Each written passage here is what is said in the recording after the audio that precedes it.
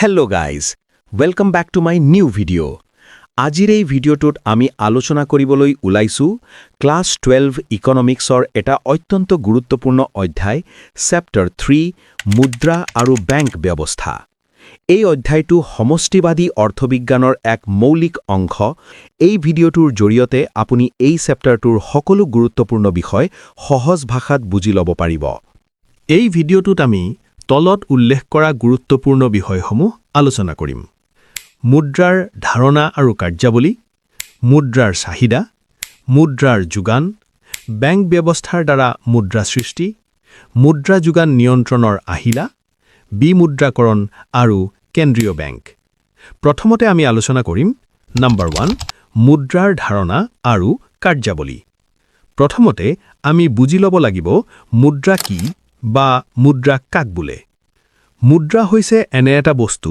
যাক সকলো মানুহে বস্তু আৰু সেৱা কিনা বেচাৰ বাবে সাধাৰণভাৱে গ্ৰহণ কৰে আগতে মানুহে বিনিময় প্ৰথা ব্যৱহাৰ কৰিছিল অৰ্থাৎ সামগ্ৰীৰ বিপৰীতে সামগ্ৰী বিনিময় কৰা হৈছিল যেনে ধান দি কাপোৰ লোৱা কিন্তু এই ব্যৱস্থাত বহু সমস্যা সৃষ্টি হৈছিল কাৰণ বিনিময় হ'বলৈ দুইজনৰে ইচ্ছা মিলিব লাগিব ধৰা ৰামৰ ওচৰত ধান আছে আৰু ৰোহিতৰ ওচৰত কাপোৰ আছে এতিয়া যদি ৰামে কাপোৰ বিচাৰে হিয়া ঠিক আছে কিন্তু সমস্যা ক'ত যদি হে ৰোহিতক ধানৰ প্ৰয়োজন নাথাকে তেন্তে হিয়া এক্সচেঞ্জ নহব অৰ্থাৎ দুইজনৰ ইচ্ছা একে সময়তে মিলিব লাগিব নহলে লেনদেন সম্ভৱ নহয় আন এটা কাৰণ হ'ল সঠিক মূল্য নিৰ্ধাৰণ কঠিন আছিল ধৰা এটা ছাগলী আৰু ধান এটা ছাগলীৰ দাম কিমান ধান 10 কেজি নে 50 কেজি নে 100 কেজি সেইটো নিৰ্ধাৰণ কৰা খুব কঠিন কাৰণ সকলো বস্তুৰ মূল্যত তুলনা কৰা সহজ নহয় কোনো ষ্টেণ্ডাৰ্ড নাথাকে সেই কাৰণে মুদ্ৰা ব্যৱস্থা আৰম্ভ হ'ল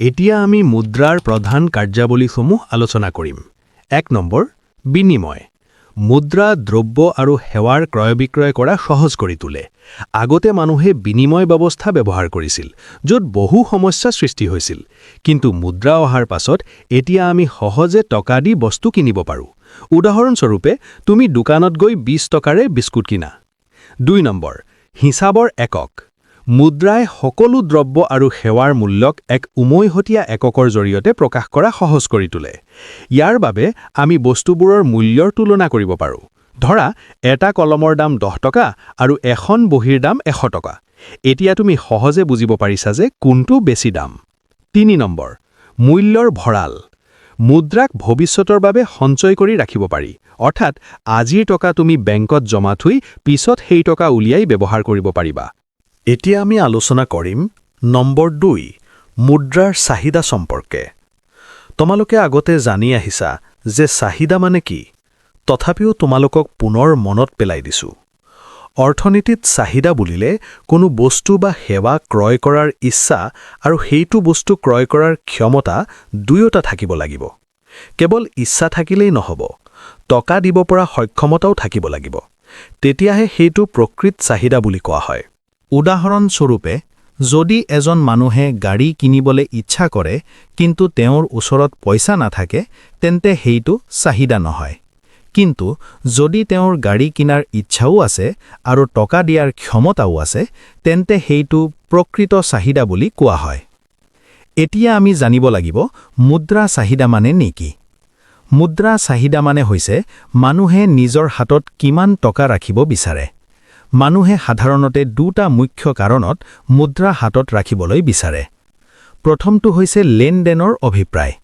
এইটো আটাইতকৈ সাধাৰণ আৰু গুৰুত্বপূৰ্ণ কাৰণ মানুহে দৈনন্দিন জীৱনত বিভিন্ন বস্তু আৰু সেৱা কিনিবলৈ টকা প্ৰয়োজন হয় যেনে চাউল কিনা কাপোৰ কিনা ঘৰ ভাড়া দিয়া আদি সেয়েহে এই সকলো লেনদেন সহজে সম্পন্ন কৰিবলৈ মানুহে সদায় কিছু পৰিমাণে মুদ্ৰা নিজৰ হাতত ৰাখিবলৈ বিচাৰে লেনদেনৰ অভিপ্ৰায়ৰ অধীনত মুদ্ৰাৰ চাহিদা সাধাৰণতে আয়ৰ ওপৰত নিৰ্ভৰ কৰে যেতিয়া মানুহৰ আয় বেছি হয় তেতিয়া তেওঁলোকৰ খৰচো বেছি হয় সেয়েহে বেছি লেনদেন সম্পন্ন কৰিবলৈ তেওঁলোকে হাতত বেছি টকা ৰাখে ফলত মুদ্ৰাৰ চাহিদা বাঢ়ে আনহাতে যেতিয়া মানুহৰ আয় কম হয় তেতিয়া খৰচো কম হয় সেয়েহে তেওঁলোকে কম টকা হাতত ৰাখে ফলত মুদ্ৰাৰ চাহিদা কমে দ্বিতীয়টো হৈছে লাভৰ কল্পনাপ্ৰসূত অভিপ্ৰায় এইটো অলপ আগবঢ়া ধৰণৰ চিন্তা।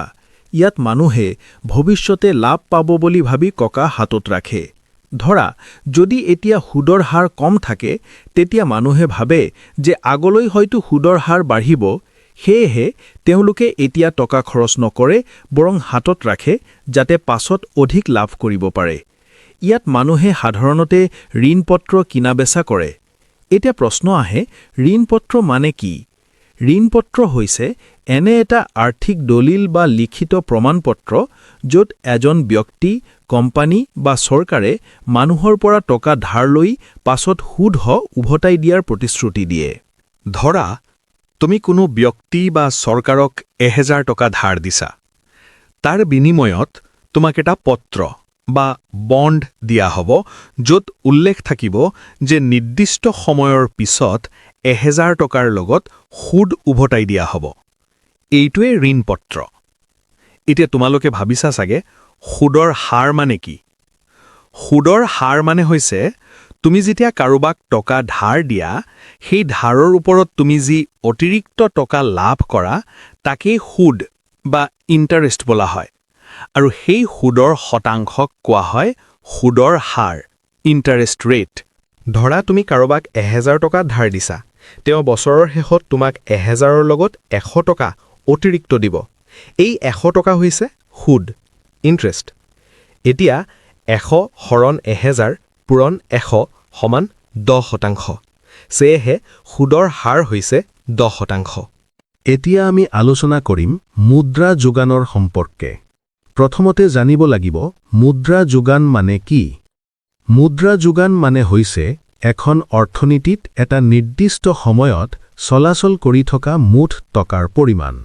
অৰ্থাৎ মানুহে দৈনন্দিন জীৱনত ব্যৱহাৰ কৰা সকলো ধৰণৰ টকা মুদ্ৰা যোগানৰ অন্তৰ্গত। মানুহে বিভিন্ন ধৰণে মুদ্ৰা ব্যৱহাৰ কৰে, যেনে online payment, UPI, digital payment, offline payment, নগদ টকা বা কেশ পেমেণ্ট। এই সকলোবোৰ টকাৰ যোগফলেই মুদ্ৰা যোগান বুলি কোৱা হয়। এতিয়া আমি জানো আহক মুদ্ৰা যোগানত কি কি অন্তৰ্ভুক্ত হৈ থাকে। মুদ্ৰা যোগান সাধাৰণতে 3টা মুখ্য অংশেৰে গঠিত। নগদ টকা বা কেশ।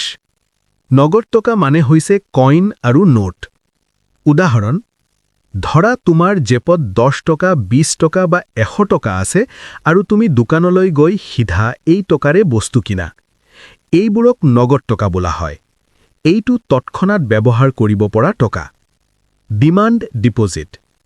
ডিমাণ্ড ডিপজিট মানে হৈছে বেংকত থকা সেই টকা যি তুমি যিকোনো সময়তে উঠাব পাৰা। উদাহৰণ, তুমি তোমাৰ বেংক একাউণ্টত টকা থৈছা আৰু ATM বা UPIৰে যিকোনো সময়তে উঠাব পাৰা। এইটো ডিমাণ্ড ডিপজিট। এইটো তোমাৰ জেপত নাথাকে, কিন্তু বেংকত তোমাৰ নামত থাকে। যিকোনো সময়তে ব্যৱহাৰ কৰিব পাৰা। Time deposit.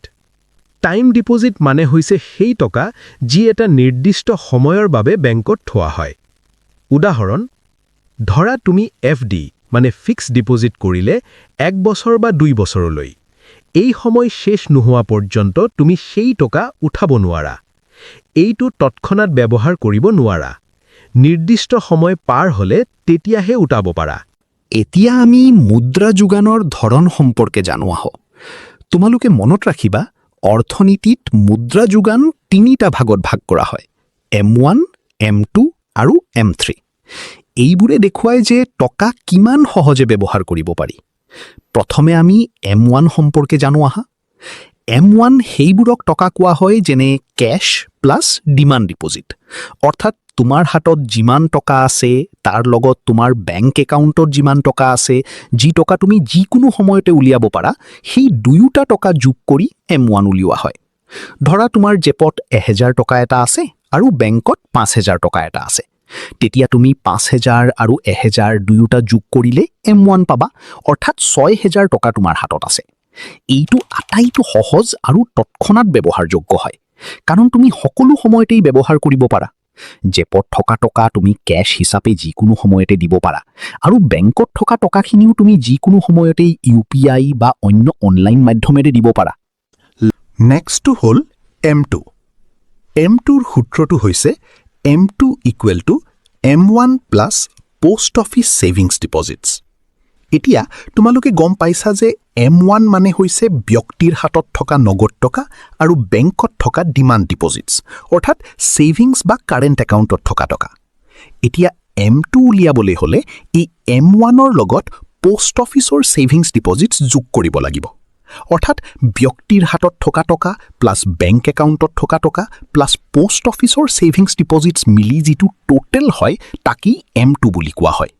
সেয়ে কেৱল হাতত থকা টকা আৰু বেংকত থকা টকা যোগ কৰিলে M2 নহয়, সেইটো M1 হয়। পোষ্ট অফিচৰ ছেভিংছ যোগ কৰিলেহে আমি M2 পাওঁ। লাষ্টটো হ'ল M3। M3 সাধাৰণতে M1ৰ লগত টাইম ডিপজিট যোগ কৰি পোৱা পইচাবোৰক কোৱা হয়। M1 মানে তোমালোকে গম পাইছা, কেছ প্লাছ বেংক একাউণ্টত থকা পইচা, আৰু টাইম ডিপজিট মানে FD বা RD কৰিছে, যেনে ফিক্স ডিপজিট। কিছুমানে এবছৰ, 2 বছৰ বা 5 বছৰৰ বাবে FD কৰে, যিটো সময়ৰ আগতে সহজে উলিয়াব নোৱাৰা। ধৰা তুমি 5 বছৰৰ বাবে এটা FD ৰাখিছা, তেন্তে সেই সময় পূৰ্ণ হ'লে তেতিয়াহে তুমি সেই পইচাখিনি উলিয়াব পাৰিবা। এটা উদাহৰণ দিছোঁ, M1 ইকুৱেল টু 6,000 টকা আৰু FD ইকুৱেল টু 10,000 টকা। এতিয়া M3 কেনেকৈ উলিয়াবা? দুইটা যোগ কৰি দিবা, M1 প্লাছ FD, অৰ্থাৎ 6,000 প্লাছ 10,000 ইকুৱেল টু 16,000 টকা। এইটোত সকলো ধৰণৰ টকা ধৰা হয়, সেয়ে ইয়াক ব্ৰড মানি বোলা হয়। এইটো আটাইতকৈ গুৰুত্বপূৰ্ণ মাপ। এতিয়া তোমালোকে চাগে M1, M2, M3 সম্পৰ্কে ভালদৰে বুজি পাইছা।